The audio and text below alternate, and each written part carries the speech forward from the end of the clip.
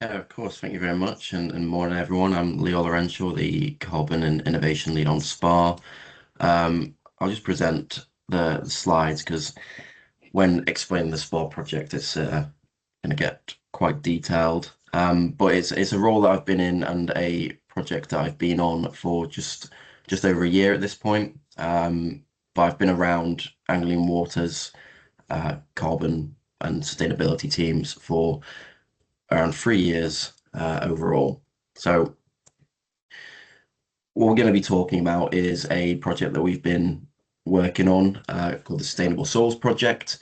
Um, what it looks at is how SPA construct, how we manage our soils during construction to make sure that they remain healthy, they remain rich in carbon, they retain the carbon, not releasing it into the atmosphere, and obviously therefore having an impact on Anglian Water's carbon footprint.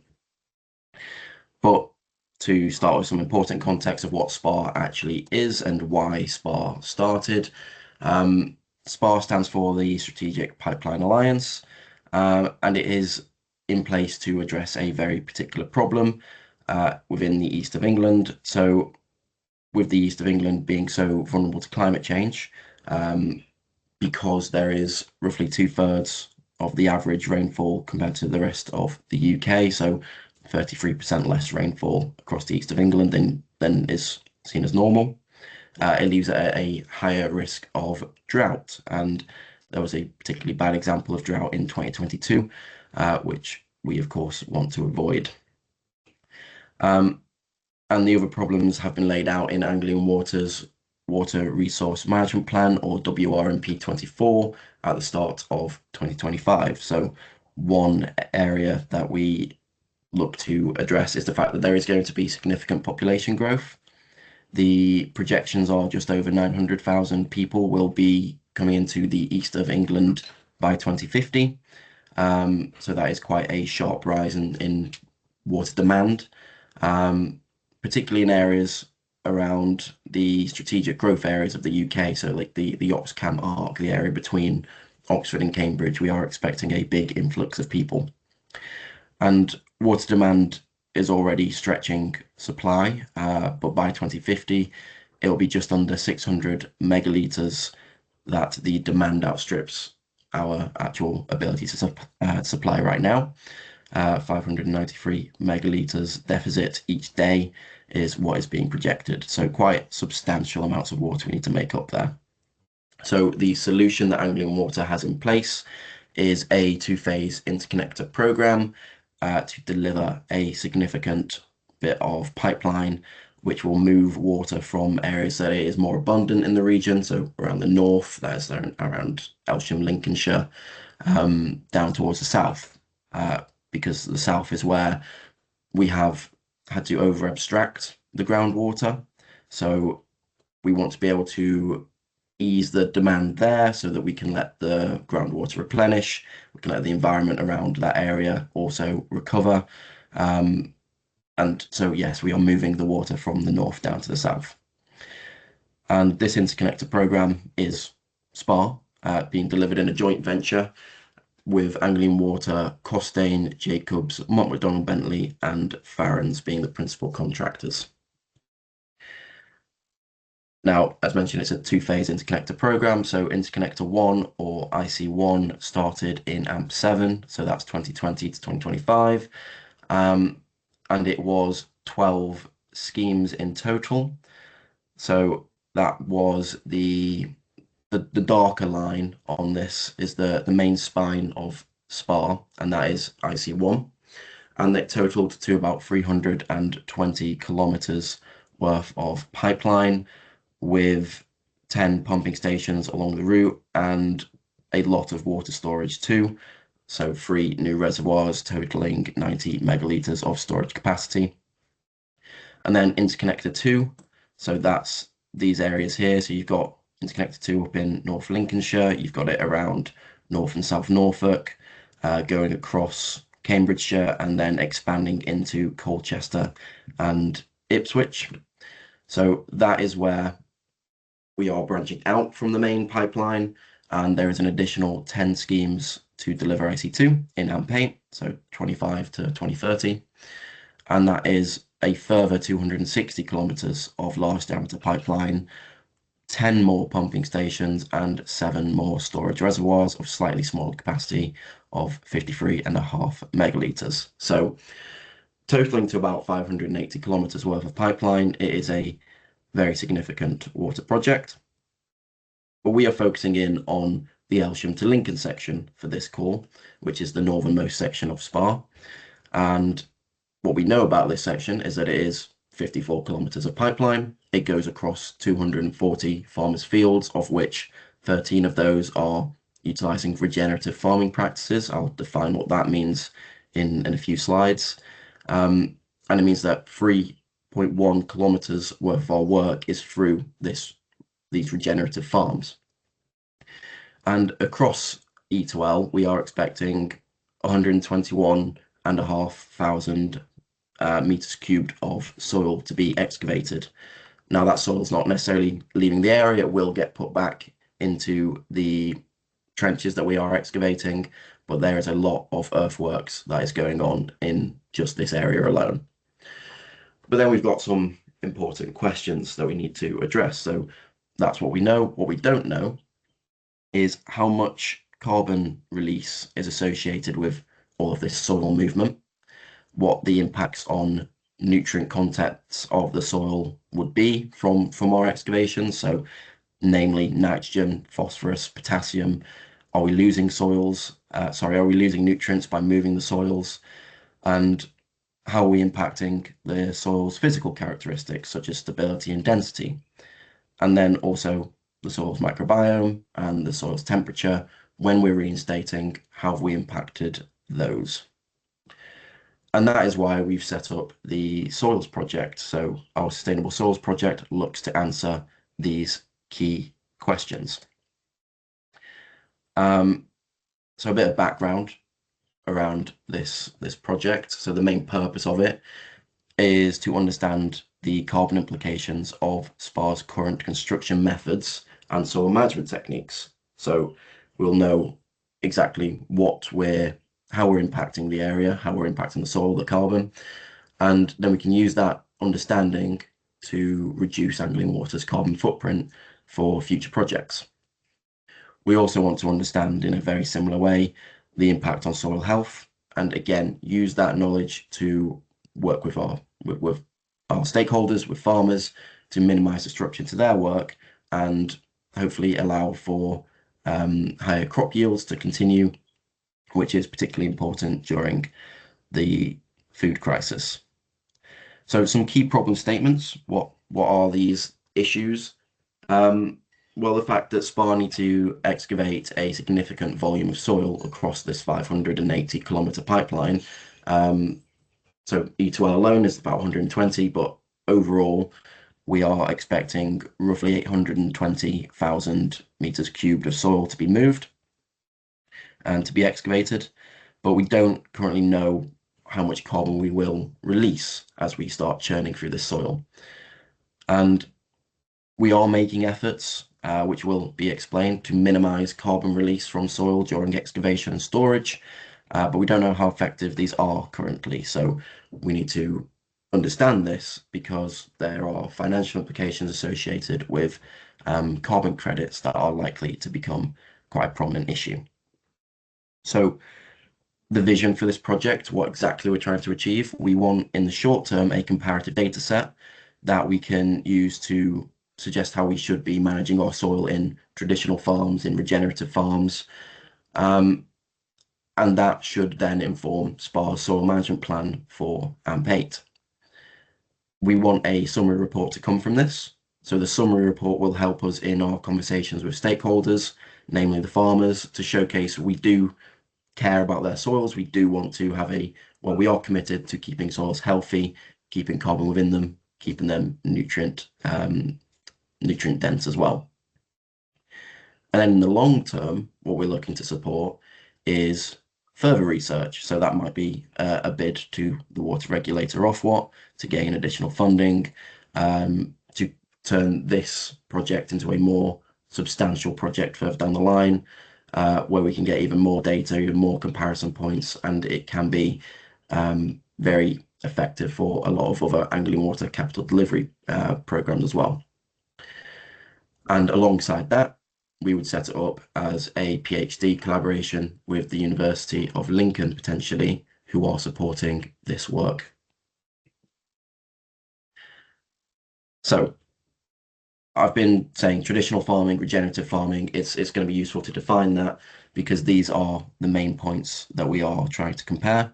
So with the farming, this is, of course, the practices that the stakeholders, the farmers, are utilizing. Traditional farming is a standard approach. So farming that doesn't necessarily have specific considerations to carbon retention, and it is widely used across the UK.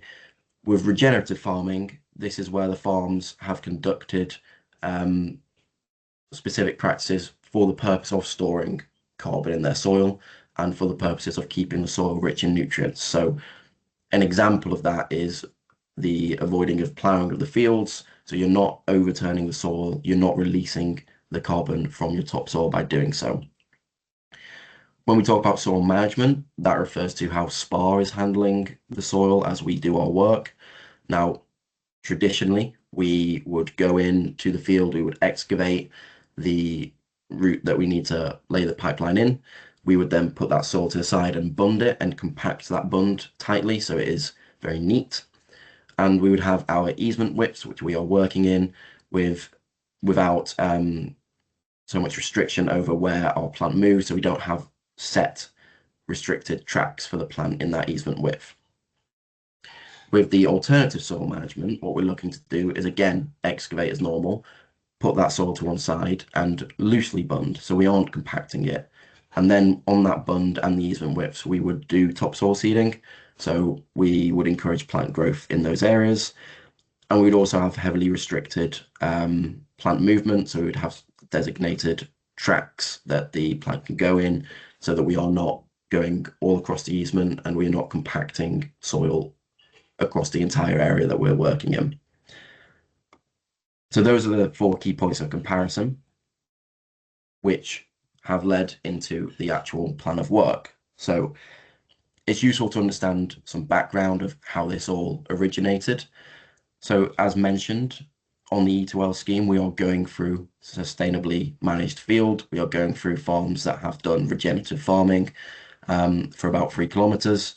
And that farmer has done this farming to store carbon specifically for the interest of selling carbon credits. Now, because they have so carefully managed their land, it was hard for SPA to gain access to these fields, which are crucial to making sure that we can actually do our planned route. So there was a big challenge around actually getting us onto site. Thankfully, it's not a challenge that I had to overcome. That's where our agricultural liaison officer, Marcus Fuller, who's on the call, spoke with the farmers, came to an agreement with them that we would apply this alternative way of doing soil management with the intention of minimizing carbon release during our work. So that meant greater traffic management around the site, and as mentioned, uncompacted bunds, which meant that the soil wouldn't turn anaerobic is the idea. So with them being compacted, you're restricting how much oxygen is able to get through to the soil, which has impacts on the microbes within the soil itself. So by not compacting it, we are hoping that it can remain aerobic. The microbes and the microbiome within the soil remains healthy and diverse.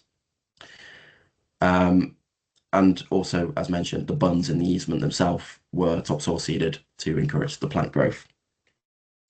And prior to starting work, we conducted some tests to take soil carbon measurements to have an understanding of what the soil carbon is before we even start doing the pipeline laying, which was all really good stuff. And it did raise the question of how does this actual alternative way of doing soil management, how does this compare to our traditional methods? So that's why we've then started up the study, where we are collaborating with the Uni of Lincoln to gather some information about how different soil management techniques interact with different farmed soils. So that led to this grid on the side here. This is the comparisons that we've set up. So traditional soil management on traditional farming, there's plenty of fields that we can take samples in there. So we've got 3 fields selected that we'll be going into. We'll be taking our samples to understand the before and after of our work. We've got traditional management on regenerative farms. This one was much more limited in the sample size that we could use because there was only 1 field available for us to go take some samples within, but we'll be doing that. So it's a good starting point for the comparison there. And then what's just been described that we've already started up is alternative soil management on regenerative farms. So we've got those 13 fields that were mentioned before. So we're taking 3 of those and taking samples within them, again, to get a before and after idea of SPA's work. And one thing that's really unique about this opportunity and why we couldn't pass it up is the fact that this farmer has a backlog of the soil's carbon levels going back 5 years. So it gives us a really, really good point of comparison to begin with. So we can very confidently say the carbon levels were such and such before we began, and our impact has been this. So very useful that the farmer already had that available. Now, the samples are being turned into, or being taken so that we can take some certain measurements of the 5 points laid out in an earlier slide. So we're looking at soil carbon levels, we're looking at the soil's physical characteristics, nutrient levels, microbiome, and also groundwater pollution. And we're going to be taking measurements from the topsoil of 30 centimeters deep, and where applicable, the subsoil as well, going down to 60 centimeter depth. We are expecting that this will be costing £15,500 out of the SPA budget, going to the Uni of Lincoln so they can get access to sites and take their measurements and then take them away to do the analysis. And then from that analysis, they will produce an academic report where they assess the impact of our soil management techniques on soil resilience in different farms.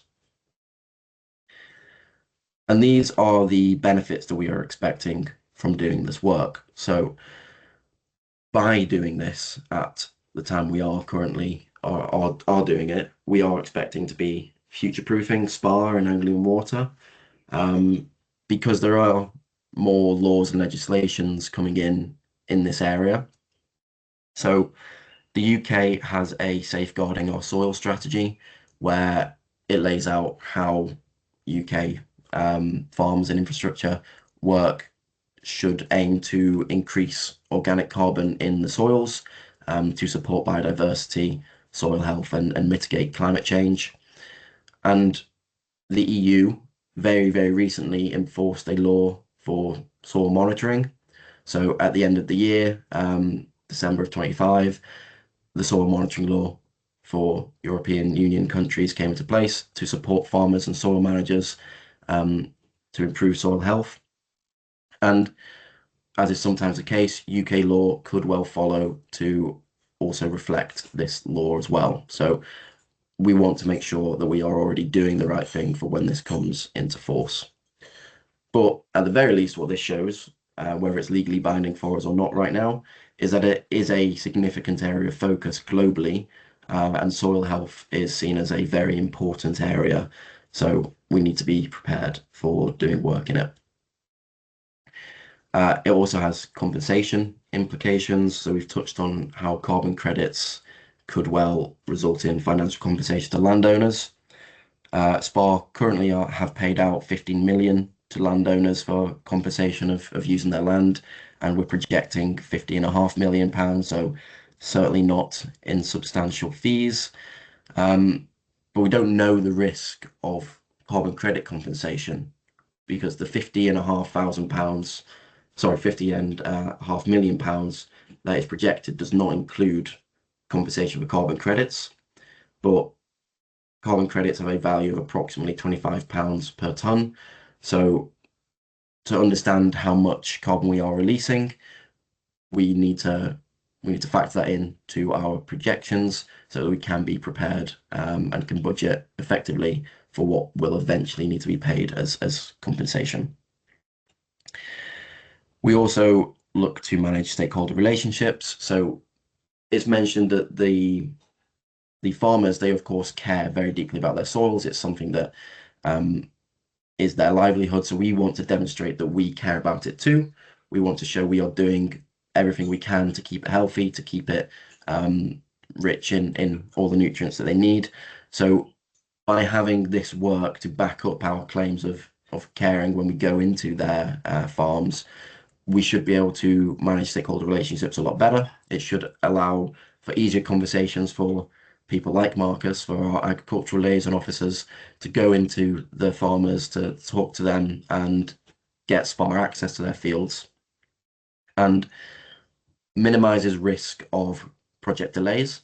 So unhappy farmers can cause project stand down. So even one day of project stand down can be approximately £20,000. So as mentioned, this work is looking to be £15,500. So if we can avoid even one day of stand down as a result of what we are looking to produce here, then we are already making our money back. Then there is the co-benefits of safety. So we are anticipating that topsoil seeding, it leads to greater soil integrity, meaning that there is reduced mud around sites, reduced slip hazards. And there's the fact that it is more aesthetic on site. So if you are having nice green buns instead of these piles of mud, then whoever's working on site has a much more pleasant time when they are working there. But also importantly, for anyone driving past the site, it blends with the landscape and it is something that they don't notice quite so much from the road. And then we also feel there is industry benefit to this work. So it's not something that we have seen much of. It's something that we feel would have direct benefit to Anglian Water's upcoming projects, such as their reservoir projects, but also would help the wider water industry or anyone that's doing work in farmers' fields or soil. So we do feel like this is the start of something that could be extremely useful for quite a few people. And that brings me to the end of the whistle-stop tour of our Sustainable Soils project. So appreciate you all listening. I've got a couple of questions in there just to get people thinking of whether this work is applicable to their project as well. And if there has been similar work undertaken that could well support what we're doing, and maybe we could share some knowledge from any previous projects that have done similar stuff. But yeah, thank you very much.